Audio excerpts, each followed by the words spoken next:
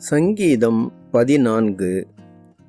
ராக தலைவனுக்கு ஒப்புவிக்கப்பட்ட தாவீதின் சங்கீதம். தேவன் இல்லை என்று மதிக்கெட்டவன் தன் இருதயத்தில் சொல்லிக் கொள்ளுகிறான். அவர்கள் தங்களை கெடுத்து அருவருப்பான கிரியைகளை செய்து வருகிறார்கள். நன்மை செய்கிறவன் ஒருவனும் இல்லை.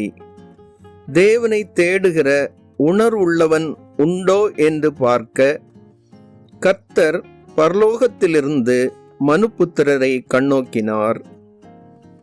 எல்லாரும் வழி விலகி ஏகமாய் கெட்டுப் போனார்கள்.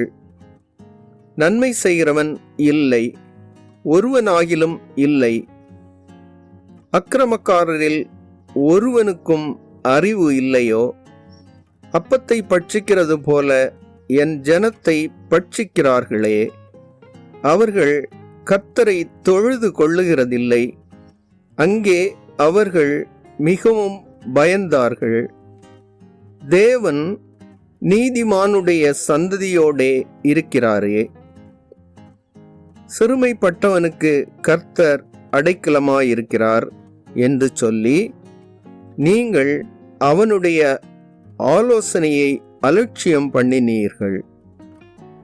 சியோனிலிருந்து இஸ்ரவேலுக்கு இரட்சிப்பு வருவதாக கர்த்தர் தம்முடைய ஜனத்தின் சிறையிருப்பை திருப்பும்போது யாக்கோபுக்கு களிப்பும் இஸ்ரவேலுக்கு மகிழ்ச்சியும் உண்டாகும்.